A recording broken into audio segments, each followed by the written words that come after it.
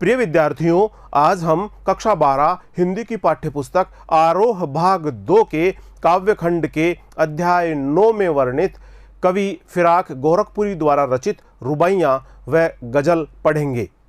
रुबाइयाँ व गजल पढ़ने से पहले आज हम फिराक गोरखपुरी जी का परिचय वीडियो भाग 1 में प्राप्त करने जा रहे हैं। कवि फिराक गोरखपुरी जी का जन्म 28 अगस्त सन 1896 ईस्वी को उत्तर प्रदेश में स्थित गोरखपुर में हुआ। आपका मूल नाम रघुपति सहाय फिराक था। सन 1920 में स्वतंत्रता के लिए आंदोलन में आपने सक्रियता से सहभागिता की। 1920 में स्वाधीनता आंदोलन में सक्रिय भागीदारी करने के कारण आपको जेल यात्रा भी करनी पड़ी।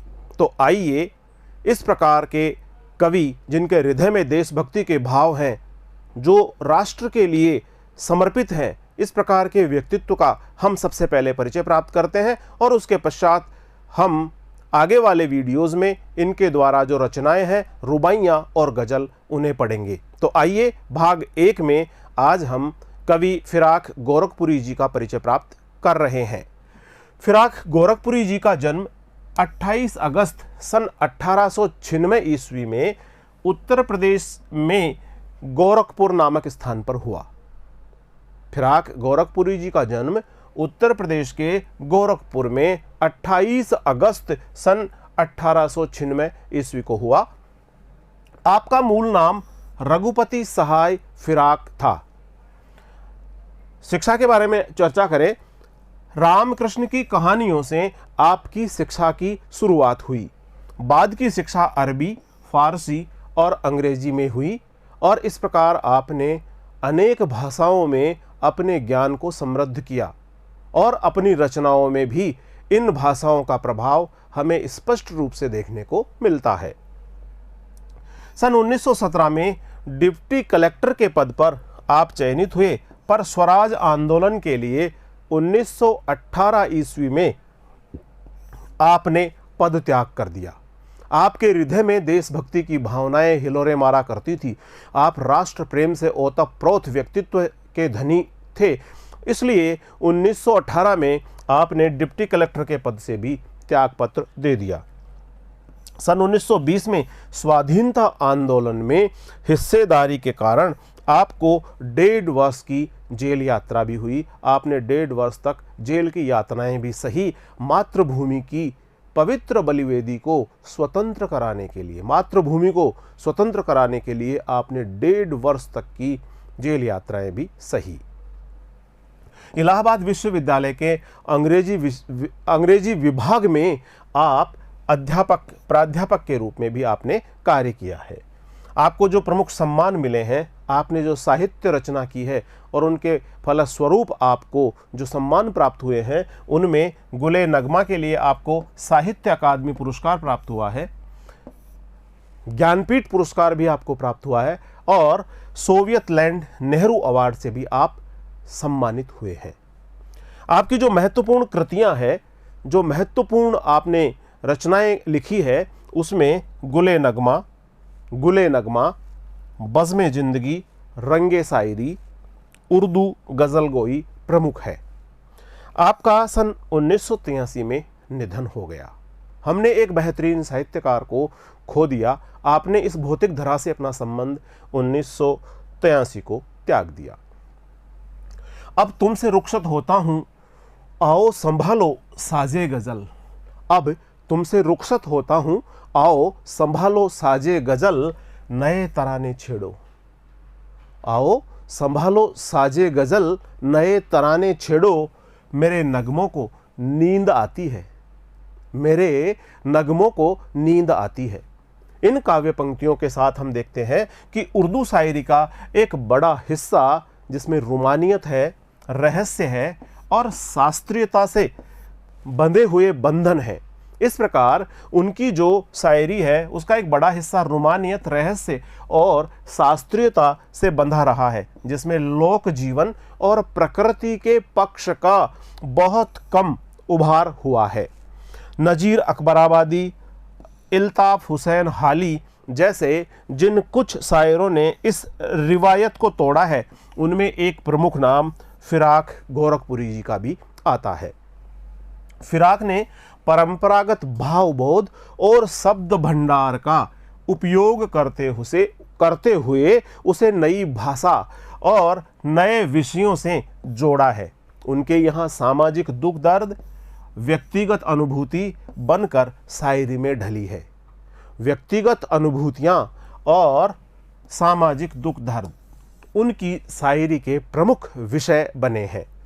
इंसान के हाथों इंसान पर जो गुजरती है, एक व्यक्ति दूसरे व्यक्ति के लिए क्या करता है, किस प्रकार का व्यवहार करता है, उन सब बातों को इंसान के हाथों इंसान पर जो गुजरती है उसकी तल्ख सच्चाई और आने वाले कल के प्रति एक उम्मीद, दोनों को भारतीय संस्कृति और लोक भाषा के प्रतीकों से जोड़कर फिराक ने अपनी शायरी का अनूठा महल रच दिया है, अनूठा महल खड़ा कर दिया है।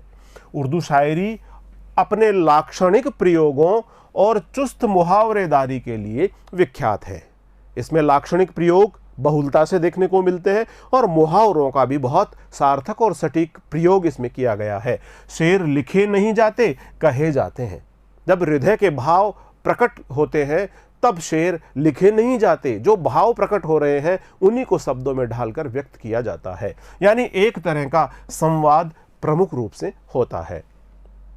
मीर और गालिब की तरह फिराक ने भी कहने की इस शैली को साध कर आम आदमी या साधारण जन से अपनी बात स्पष्ट रूप से कही है, भावनात्मक रूप से जुड़ाव करते हुए अपनी बात व्यक्त की है। प्रकृति, मौसम और भौतिक जगत के सौंदर्य को शायरी का विषय बनाते हुए आपने कहा कि दिव्यता भौतिकता से पृथक वस्तु नहीं है।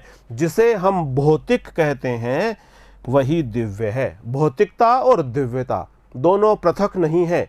जिसे हम भौतिक कहते हैं वही दिव्य है और जिसे हम दिव्य कहते हैं उसमें भौतिकता का समावेश है। इस प्रकार उन्होंने भौतिकता और दिव्यता दोनों का समावेश संयोजन कर प्रस्तुत किया है। घर लौट बहुत रोए माँ बाप अकेले में, मिट्टी के खिलौने भी सस्ते न थे मेले में। एक आम आदमी के हृदय की पीड़ा इन पंक्तियों के माध्यम से झलकती हुई प्रतीत होती है। लौका देना, घुटनियों में लेकर कपड़े पहनाना, गेसुओं में कंघी करना, रूपवती मुखड़ा, नरम दमक, जिद्दी आया बालक, रस की पुतली, ये कुछ ऐसे विलक्षण प्रयोग कवि द्वारा किए गए हैं हिंदी, उर्दू और लोक भाषा के अनूठे गठबंधन के, जिसे गांधी जी हिंदुस्तानी के रूप में पल्लवित करना चाहते थे और उनका सार्थक उपयोग करते हुए कवि फिराक गोरखपुरी ने इन सबको अपनी रचनाओं में व्यक्त किया है। माँ हाथ में आईना देकर बच्चे को बहला रही है, देख आईने में चांद उतर आया है, चांद की परछाई भी चांद ही है, कल्पना की आंख का भला क्या मुकाबला, कल्पना की आंख का भला क्या मुकाबला। नन्हा सा बालक इस बात पर जिद्दी आया है, ठुनक रहा है कि मुझे चांद चाहिए, चांद का खिलौना लेकर मैं खेलूंगा, आनंदित होऊंगा। और ये नन्ना मुन्ना बच्चा जिद्दी आया है, ठुनक रहा है। रूपवती मुखड़े पे नरम दमक लाने के लिए छठे छमा से पर्व त्योहार पर ही सही कुछ नन्ही फरमाइशें भी पूरी कर दी जाती है। दीपावली में चीनी मिट्टी के खिलौने, राखी के अवसर पर बिजली की तरह दमक रहे लच्छे भी इसी श्रृंखला का भाग है। रक्षाबंधन एक मीठा बंधन है। रक्षाबंधन भाई बहन के प्रेम का अपूर्व और मीठा सा त्योहार है। भाई और बहन का जो आत्मिक प्रेम है, आत्मिक स्नेह है, एक दूसरे के प्रति समर्पण है, सद्भाव है, प्रेम है, इस सब का समाहित रूप हमें रक्षाबंधन के त्योहार पर देखने को मिलता है। रक्षाबंधन के कच्चे धागों पर बिजली के लच्छे जैसे चमक रहे हों ऐसे लग रहे हैं। सावन में रक्षाबंधन आता है। सावन का जो संबंध झीनी झीनी हल्की हल्की घटाओं से होता है और घटा का जो संबंध बिजली से होता है। जिस प्रकार बिजली घटाओं में समाहित रहती है उसी प्रकार वही संबंध भाई का बहन से होता है। इस प्रकार जिस प्रकार जो सावन का जो संबंध झीनी घटा से होता है और घटा का संबंध जो बिजली से होता है, वही संबंध भाई का अपनी बहन से होता है। पाठ में फिराक की एक गज़ल भी शामिल है। रुबाइयों की तरह ही फिराक की गज़लों में भी हिंदी समाज और उर्दू शायरी की परंपरा भरपूर मात्रा में हमें देखने को मिलती है, और इसका अद्भुत नमूना जो हम हमारे पाठ्य पुस्तक में गज़ल दी गई है उसमें देखेंगे। यह गज़ल कुछ इस तरह बोलती है कि जिसमें दर्द है, शायर की ठसक भी है और साथ ही काव्य शिल्प की वह ऊंचाई भी है जो गज़ल की विशेषता मानी जाती है। प्रिय विद्यार्थियों, इस प्रकार आज हमने कवि फिराक गोरखपुरी के व्यक्तित्व के बारे में जाना, इनका परिचय प्राप्त किया, इनके कृतित्व के बारे में हमने जाना।